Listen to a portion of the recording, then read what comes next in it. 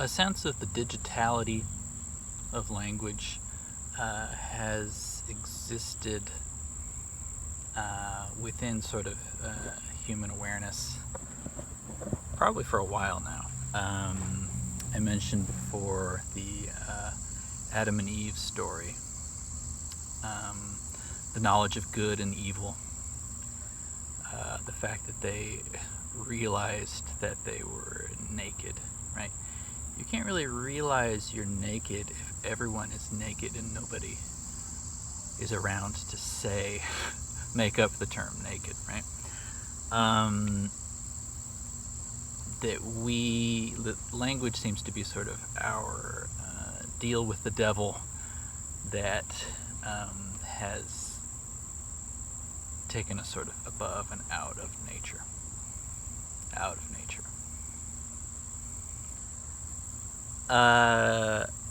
And so with that then you have this sort of agreed upon notion that although language is fake, fundamentally it works most of the time, and it's pretty close. And close is good enough.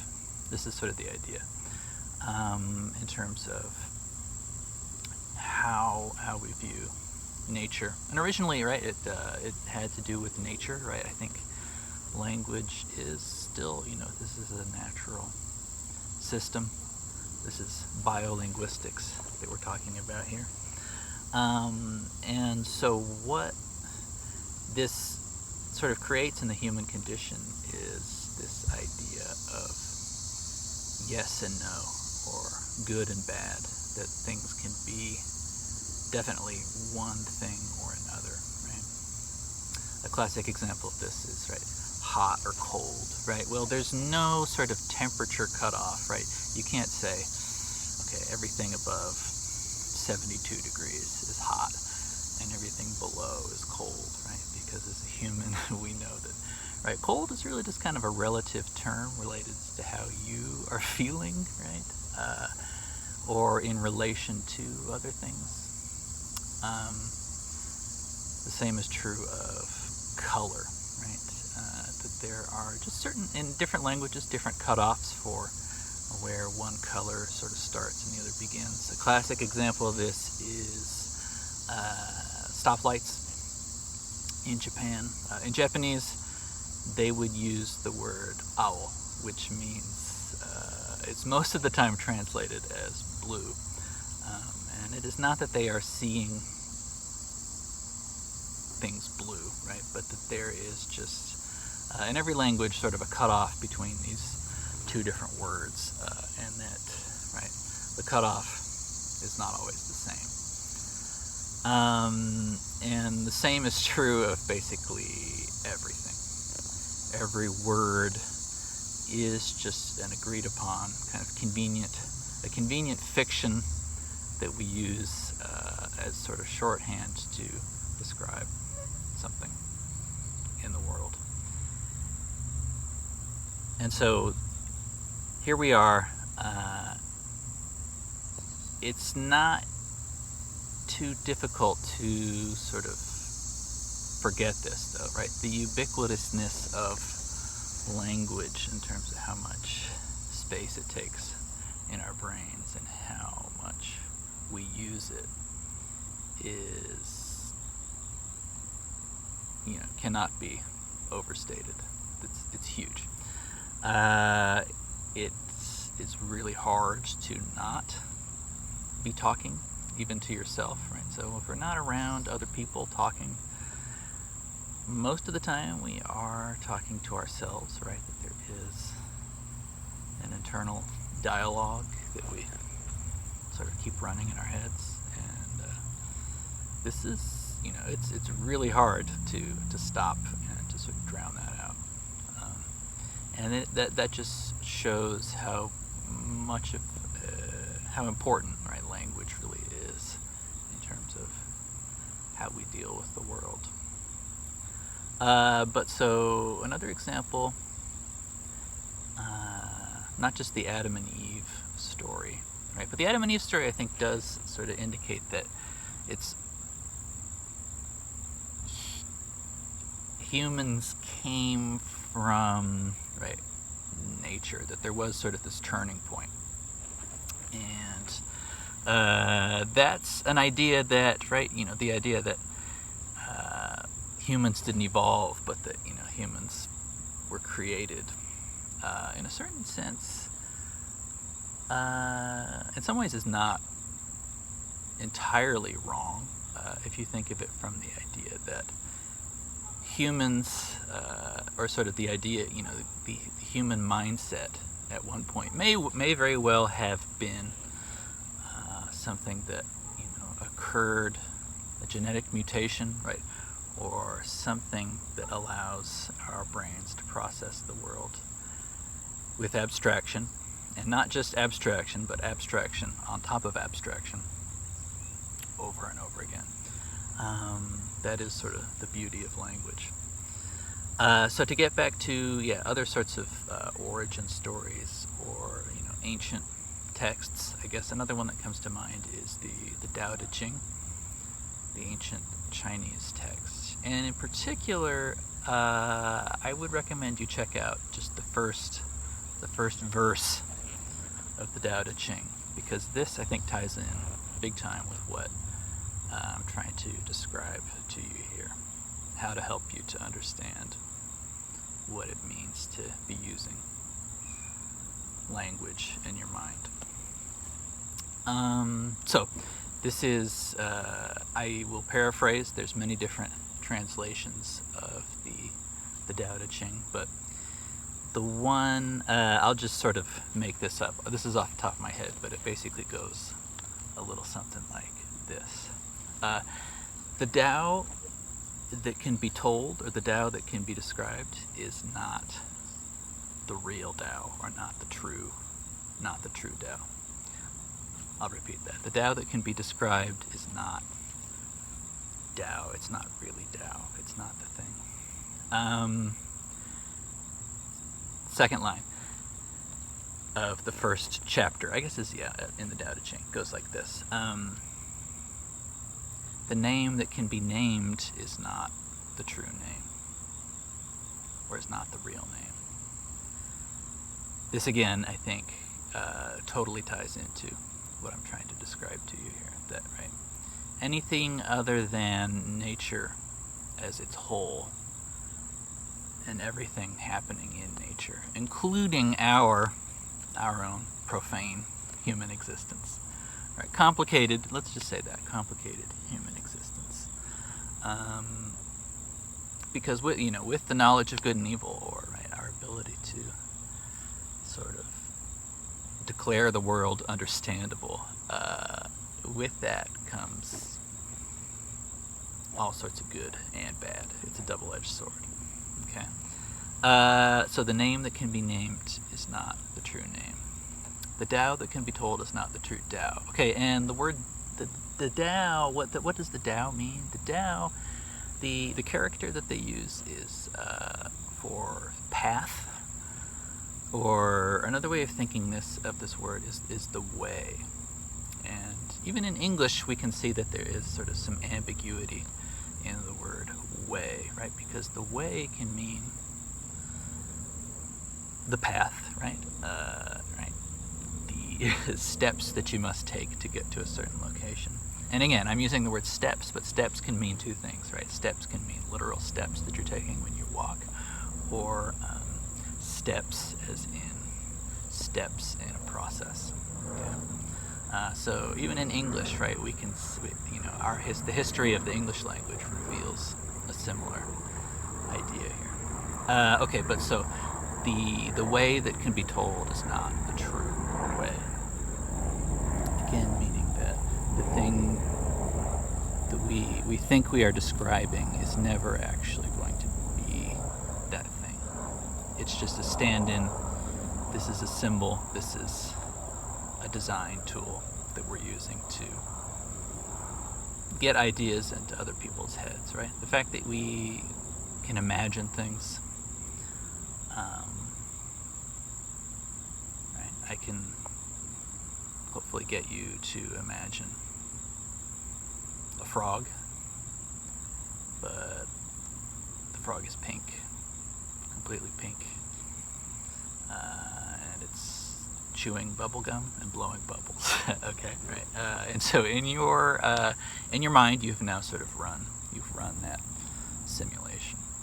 And so, I hope that then can help you to understand a little bit more about how language resides in your mind and how we use it. In terms of what this means on a practical level for people, I think is huge. This means that all of this man-made stuff that we see around us is, on some level, also a manifestation of nature. But that if you consider that language is a computational system, right? And let's back up a little bit here, because there's some cool tricks that you can employ to help you understand better what I mean about a computational system, or the term digital. And that is this. Digital is really only something that, that humans have made up. There in nature seem to be no absolute ones or zeros, on or off, right? Anything absolutely being one thing or another, right? If you really get down to it, that's pretty clear. But so it's sort of like, it's this game we're playing, right? And a lot of, people who study this stuff have conjectured that language maybe started off just kind of as a game, right? A game in which, this sound or this sign represents something that we agree is a thing, right? And again, so at some point humans, had to start considering things. I guess that's sort of the first step. And then the second step then is not just considering things to be things, but being able to mash those things up in a way that has a grammar, right? And by having a grammar, that means that we can take these symbols that we're using and sort of put them into action, right? And it's grammar that allows us to say that, right, John eats pizza means something different than pizza eats John. Okay. This is human grammar, right? And there's lots of different variations on sort of the word order of things, but what we find is that in terms of the structure, or the way that we order our words, it tends to be quite similar. And so this again helps us to understand what it is that we're doing when we are using language. Take a moment to think about that.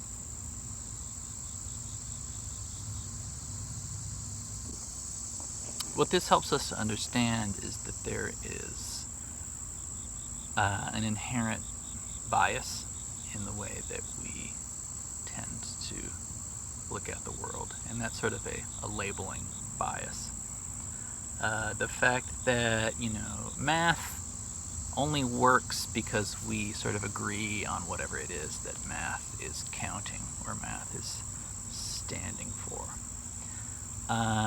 So in nature there's no such thing as a number. A number is a made-up idea, right? Numbers only work because language is fake. There is sort of, at some point, this, in terms of defining things, this point where you say, you get what I mean, right? That humans do sort of have this sort of shared connection to what these symbols that we use mean. And if you look at, there's an old Chomsky interview on YouTube. Maybe I'll find a link for it. He says it's as if humans you're born with a notion of what a chair is, and then when you hear the word chair, it so quickly clicks with children, right? So when we look at how children learn language, and that's a very popular topic in linguistics, because if you want to observe someone going from 0 to competent language use, there's some really interesting things that seem to come up there, right? But children can learn a new word by hearing it once, basically. And he's hinting at, he says it's as if, he says, Chomsky says, it's as if that word, there was a space that sort of existed in the child's head, and that word, when the child hears that word, it then just clicks. Which I think, it's as if often, with Chomsky, is his sort of way of saying, it seems when he uses that term, that he is sort of hinting at that it's actually true. How would this be true? Again, sort of maybe epigenetically or genetically, right? There is information that is passed on from the brains of one human, right, to another, or two humans to one human. And so, quite literally, we seem to, on some level, inherit the psychology of our parents. And why not? I mean, that seems to be the case in every other animal with a brain, that they are born understanding things that they have not been taught, right? That they're born with instincts. But that the human instinct, right, our fundamental hack in the bio niche is being able to perhaps convey this information, or that we preload, right, each other's brains with information as well, or our offspring's brains with information, and that is why when we are born, we're sort of useless as creatures at first, because we then have to reconnect these pre-existing, right, things, this is sort of spaces we have for that information, but that we don't know how that information is going to be tagged, right? The specific maybe sound for a word or a concept, right? And so that there are sort of psychological spaces, right, for these words that are somehow passed on. And if you think that, animal behavior is passed on from parents to child, then it would certainly be true here as well. And that, animal behavior can mean also, sort of non-verbal, that there's, all sorts of non-verbal brain things that get passed on, as well as maybe verbal brain things as well. And so that this is us, right? There's obviously something biologically useful about this, but that it leads to a lot of complicated situations, a lot of joy and suffering. The fact that we can describe to each other and understand each other's emotions on such a deep level is really tricky, right? It then makes us sort of want to know, right, specific answers for why all these things in life happen, when there are no answers, right? The idea that there can be a question or an answer for anything is also, again, just a made-up human idea.